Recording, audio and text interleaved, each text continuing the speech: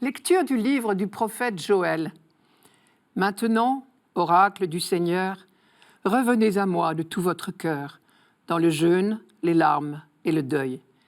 Déchirez vos cœurs et non pas vos vêtements, et revenez au Seigneur votre Dieu, car il est tendre et miséricordieux, lent à la colère et plein d'amour, renonçant au châtiment. Qui sait, il pourrait revenir, il pourrait renoncer au châtiment et laisser derrière lui sa bénédiction. Alors vous pourrez présenter offrandes et libations au Seigneur votre Dieu. Sonnez du cor dans Sion, prescrivez un jeûne sacré, annoncez une fête solennelle, réunissez le peuple, tenez une assemblée sainte, rassemblez les anciens, réunissez petits-enfants et nourrissons. Que le jeune époux sorte de sa maison, que la jeune mariée quitte sa chambre. Entre le portail et l'autel, les prêtres, serviteurs du Seigneur, iront pleurer et diront « Pitié, Seigneur, pour ton peuple.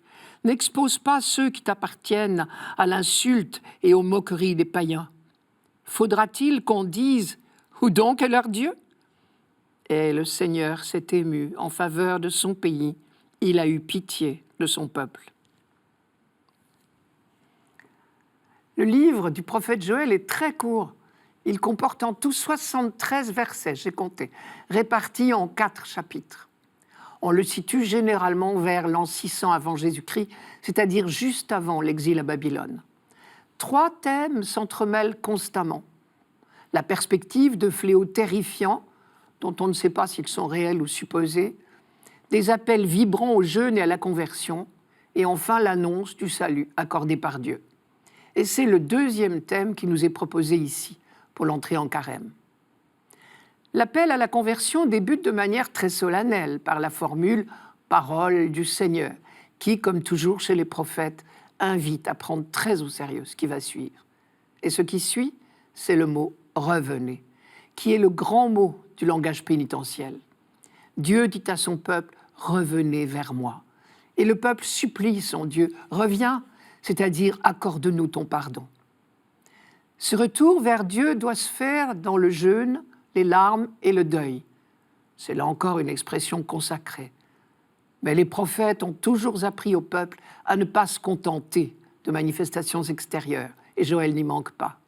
Déchirez vos cœurs et non pas vos vêtements, et revenez au Seigneur votre Dieu.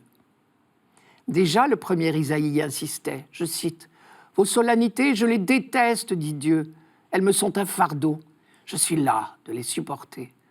Quand vous étendez les mains, je me voile les yeux. Vous avez beau multiplier les prières, je n'écoute pas. Vos mains sont pleines de sang.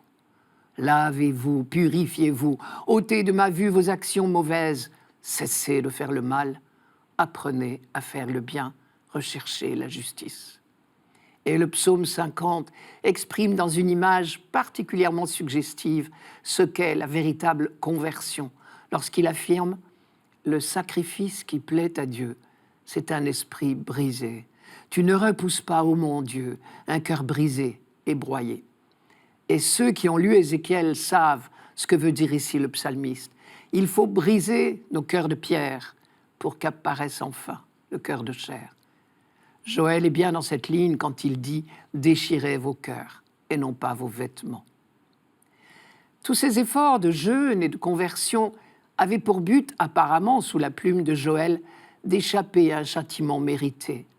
Revenez au Seigneur votre Dieu, car il est tendre et miséricordieux. Qui sait, il pourrait revenir, il pourrait renoncer au châtiment. Pitié, Seigneur, pour ton peuple, n'expose pas ceux qui t'appartiennent à l'insulte et aux moqueries des païens. Faudra-t-il qu'on dise où donc est leur Dieu ? Et Joël termine sa harangue en annonçant que le pardon est déjà accordé. La traduction liturgique nous dit « Le Seigneur s'est ému en faveur de son pays, il a eu pitié de son peuple ». Mais le texte originel en hébreu est encore plus fort. C'est « Le Seigneur déborde de zèle pour son pays, il a pitié de son peuple ». Il restera à découvrir que cette douce pitié de Dieu est pour tous les hommes. Et ce sera le rôle du livre de Jonas, plus tardif. Curieusement d'ailleurs, on découvre une très grande parenté entre les deux livres, de Joël et de Jonas. Dans un style haut en couleur, la fable de Jonas raconte la conversion de Ninive, la ville impie. Je cite, « Jonas avait à peine marché une journée en proférant cet oracle. Encore 40 jours et Ninive sera mise sans dessus-dessous. » Que déjà ses habitants croyaient en Dieu. Ils proclamèrent un jeûne et se revêtirent de sacs, des grands jusqu'aux petits. La nouvelle parvint au roi de Ninive.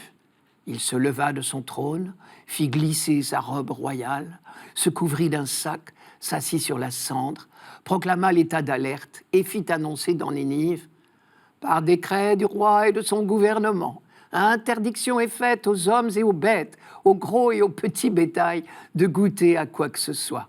Interdiction est faite de paître et interdiction est faite de boire de l'eau. Hommes et bêtes se couvriront de sacs et ils invoqueront Dieu avec force. Chacun se convertira de son mauvais chemin et de la violence qui reste attachée à ses mains. Qui sait, peut-être Dieu se ravisera-t-il, reviendra-t-il sur sa décision et retirera-t-il sa menace? Ainsi, nous ne périrons pas. Et le livre continue, Dieu vit leur réaction, ils revenaient de leur mauvais chemin, aussi Dieu revint-il sur sa décision de leur faire le mal qu'il avait annoncé. C'est donc le livre de Jonas, vous avez entendu au passage, que c'est une fable. Le secret de Dieu, c'est qu'il déborde de zèle, comme dit Joël, pour tous les hommes, y compris ces mécréants de Ninivites. Quelques siècles plus tard, Paul dira en ceci, Dieu prouve son amour envers nous. Christ est mort pour nous alors que nous étions encore pécheurs.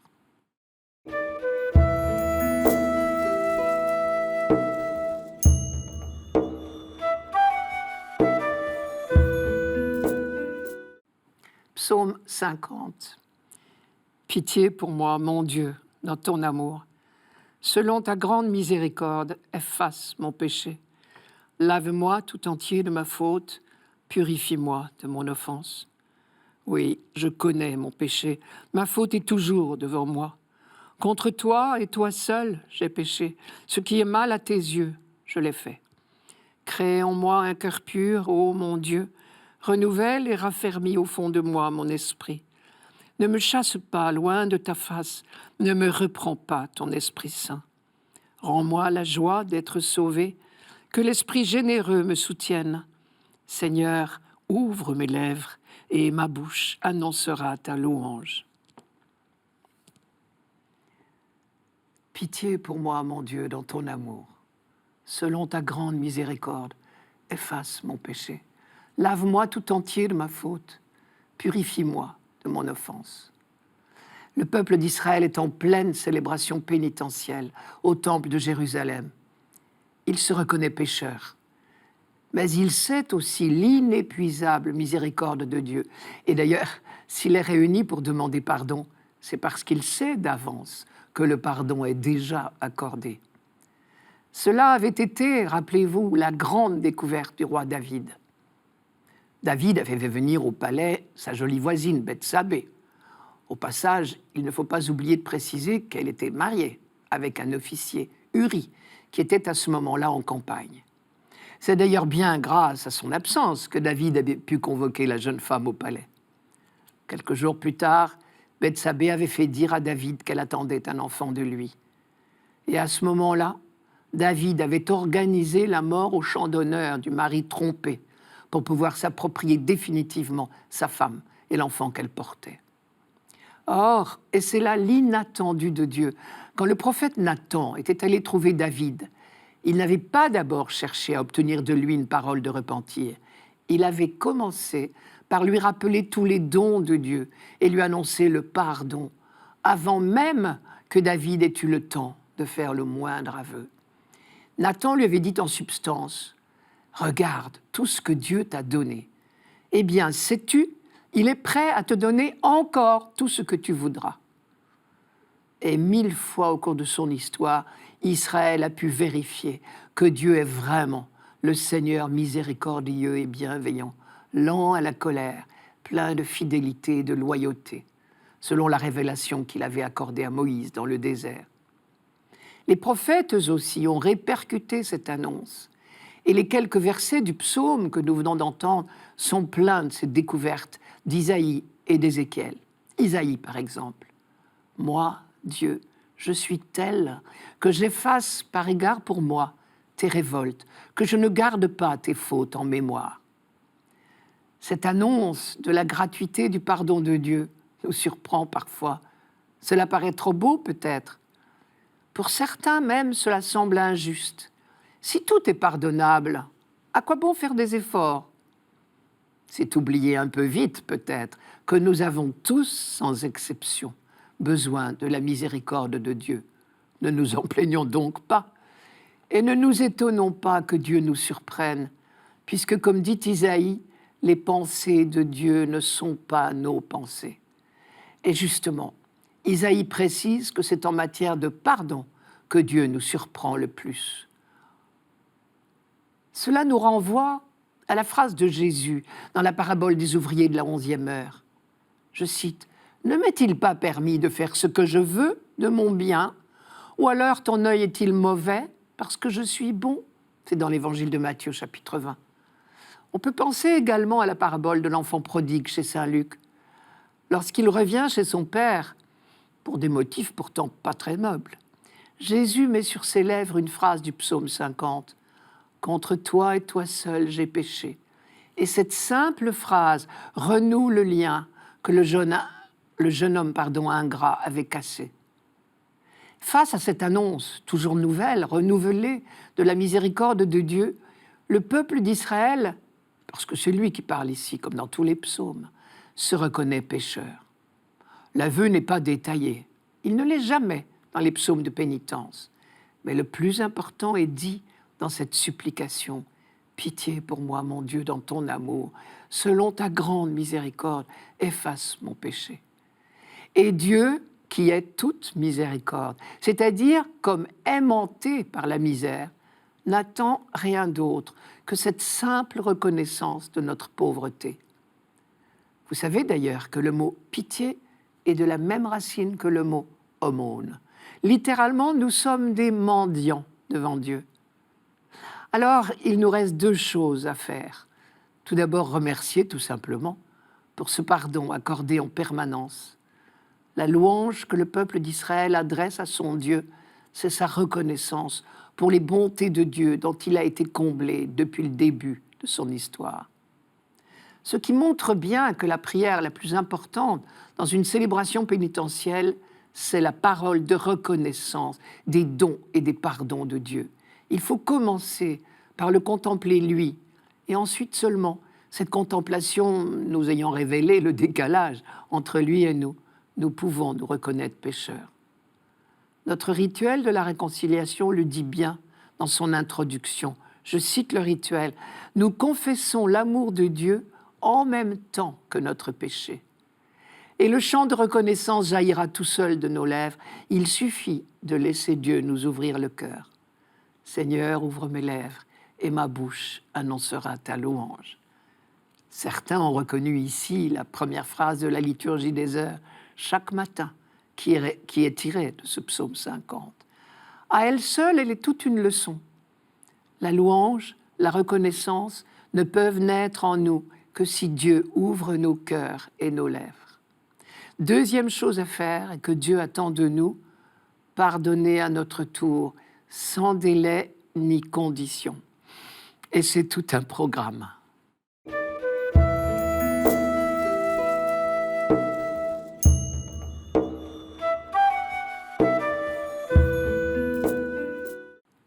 Lecture de la deuxième lettre de saint Paul apôtre aux Corinthiens.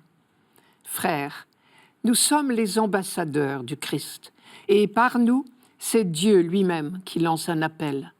Nous le demandons au nom du Christ, laissez-vous réconcilier avec Dieu. Celui qui n'a pas connu le péché, Dieu l'a pour nous identifié au péché, afin qu'en lui, nous devenions justes de la justice même de Dieu. En tant que coopérateurs de Dieu, nous vous exhortons encore à ne pas laisser sans effet la grâce reçue de lui. Car il dit dans l'Écriture, « Au moment favorable, je t'ai exaucé. Au jour du salut, je t'ai secouru. Le voici maintenant, le moment favorable. Le voici maintenant, le jour du salut. Laissez-vous réconcilier avec Dieu, dit Paul. Mais qui dit réconciliation dit querelle. De quelle querelle s'agit-il? Quand on sait que les hommes de l'Ancien Testament ont découvert justement que Dieu n'est pas en querelle avec les hommes. Le psaume 102, par exemple. Le Seigneur n'est pas toujours en procès, ne maintient pas sans fin ses reproches. Il n'agit pas envers nous selon nos fautes, ne nous rend pas selon nos offenses. Aussi loin que l'Orient de l'Occident, il met loin de nous nos péchés. Il sait de quoi nous sommes pétris. Il se souvient que nous sommes poussière.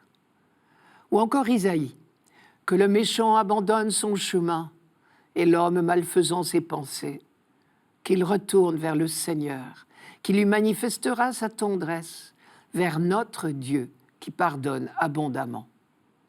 Et enfin, le livre de la sagesse. Seigneur, tu as pitié de tous parce que tu peux tout. Et tu détournes les yeux des péchés des hommes pour les amener au repentir. Tu les épargnes tous, car ils sont à toi, Maître qui aime la vie. Ta maîtrise sur tous te fait user de clémence envers tous. Les hommes de la Bible en ont fait l'expérience, à commencer par David. Dieu n'ignorait pas qu'il avait du sang sur les mains après le meurtre d'Uri, le mari de Bethsabée. Et pourtant, il envoie le prophète Nathan lui dire en substance « Tout ce que tu as, je te l'ai donné, et si ce n'est pas encore assez, je suis prêt à te donner encore tout ce que tu voudras. » Dieu n'ignorait pas non plus que Salomon ne devait son trône qu'à la suppression de ses rivaux. Et pourtant, il écoute sa prière à Gabaon et l'exauce, bien au-delà de ce que le jeune roi avait osé lui demander. Mieux encore, le nom même de Dieu, le miséricordieux, veut bien dire qu'il nous aime, d'autant plus que nous sommes misérables. Dieu n'est donc pas en querelle avec l'homme, mais pourtant Paul parle de réconciliation. Car depuis que le monde est monde, Paul dit depuis Adam, c'est la même chose, l'homme fait des procès à Dieu. Le génie du texte de la Genèse au chapitre 2 et 3 est d'attribuer au serpent la paternité de la phrase accusatrice contre Dieu. Je cite le serpent. « Dieu sait que le jour où vous en mangerez, le fameux fruit, vos yeux s'ouvriront et vous serez comme des dieux, possédant la connaissance de ce qui rend heureux ou malheureux. » Autrement dit, Dieu est jaloux des hommes et ne leur veut pas du bien. Ce qui est sous-entendu par l'auteur de la Genèse, c'est que ce soupçon n'est pas naturel à l'homme, puisque c'est la voix du serpent. On peut donc l'en guérir, et c'est bien ce que Paul dit ici. C'est Dieu lui-même qui vous adresse un appel. Au nom du Christ, nous vous le demandons, laissez-vous réconcilier avec Dieu. Et qu'a fait Dieu pour ôter de nos cœurs cette querelle, ce soupçon, je cite Paul, « celui qui n'a pas connu le péché, Dieu l'a pour nous identifié au péché des hommes. » Jésus, lui, n'a pas connu le péché, pas un instant, il n'a été en querelle avec son Père. Ailleurs, Paul dit, il s'est fait obéissant, c'est-à-dire confiant, même à travers la souffrance et la mort. Il a essayé de faire partager aux hommes cette confiance et cette révélation d'un Dieu qui n'est qu'amour, pardon, secours des petits. Et, suprême paradoxe, c'est pour cela qu'il a été considéré comme un blasphémateur et mis au rang des pécheurs et exécuté comme un maudit. Cet aveuglement des hommes s'est abattu sur lui et Dieu a laissé faire, parce que c'était le seul moyen de nous faire toucher du doigt jusqu'où peut aller son zèle pour son peuple, pour reprendre l'expression du prophète Joël dans la première lecture. Jésus a subi dans sa chair le péché même des hommes, leur violence, leur haine, leur refus de la révélation d'un Dieu d'amour. Sur le visage du Christ en croix, nous contemplons jusqu'où va l'horreur de ce péché des hommes, mais aussi jusqu'où vont la douceur et le pardon de Dieu. Et de cette contemplation peut jaillir notre conversion, notre justification, dirait Paul. Ils lèveront les yeux vers celui qu'ils ont transpercé, disait déjà Zacharie. repris par saint Jean au moment de la crucifixion. Découvrir en Jésus pardonnant à ses bourreaux l'image même de Dieu qui m'a vu, a vu le Père, c'est entrer dans la réconciliation proposée par Dieu. Il nous reste la tâche de l'annoncer au monde. Nous sommes les ambassadeurs du Christ, dit Paul, qui se considère comme envoyé en mission d'ambassade auprès de ses frères. À notre tour de relier cette mission. Et c'est probablement le sens de la citation de Paul à la fin du texte. Je cite, « Car il dit dans l'Écriture, au moment favorable, je t'ai exaucé, au jour du salut, je suis venu à ton secours. » Paul reprend ici une phrase du prophète Isaïe, qui disait à ses contemporains, quand ils étaient exilés à Babylone, que leur mission était d'annoncer que l'heure du salut de Dieu était arrivée. Et cette mission d'Israël était comparée à une levée d'écrou, tellement nos fausses idées sur Dieu nous emprisonnent. À son tour, le Christ a confié à son Église la mission d'annoncer au monde la rémission des péchés.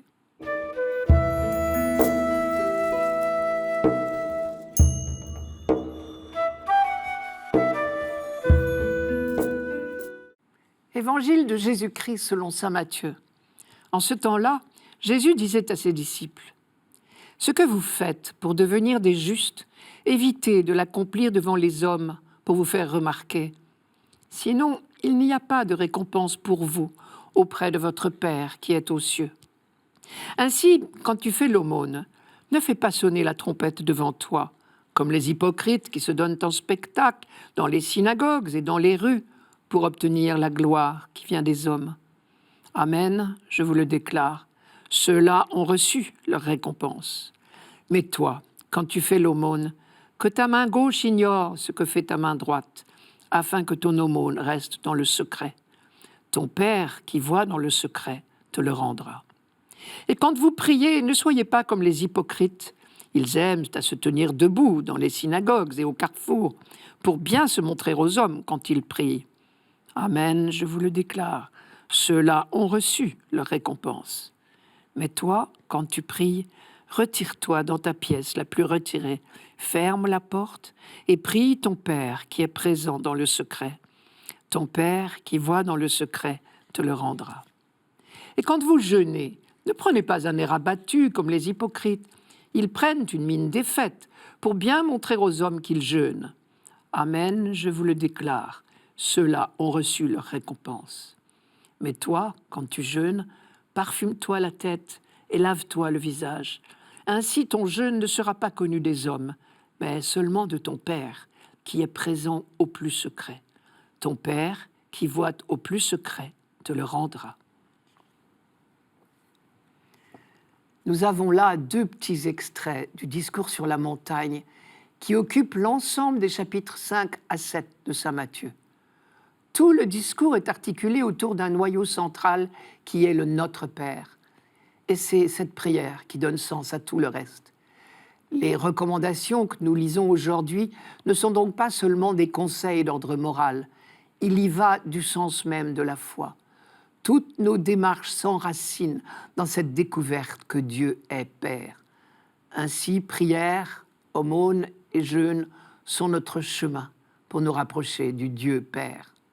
Jeûner, c'est apprendre à nous décentrer de nous-mêmes. Prier, c'est nous centrer sur Dieu.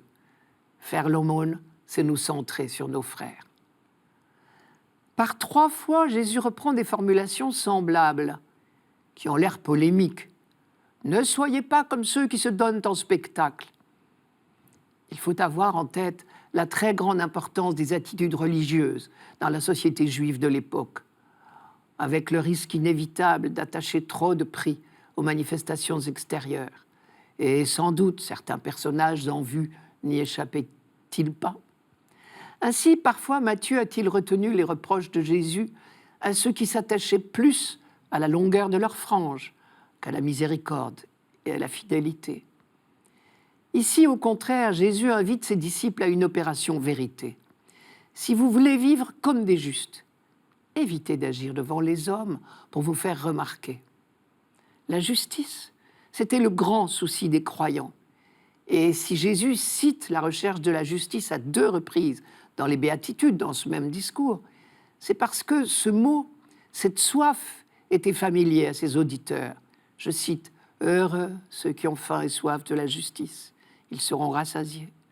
Heureux ceux qui sont persécutés pour la justice, le royaume des cieux est à eux. » La vraie justice, au sens biblique, consiste à être en harmonie avec le projet de Dieu et non à accumuler des pratiques si nobles soient-elles.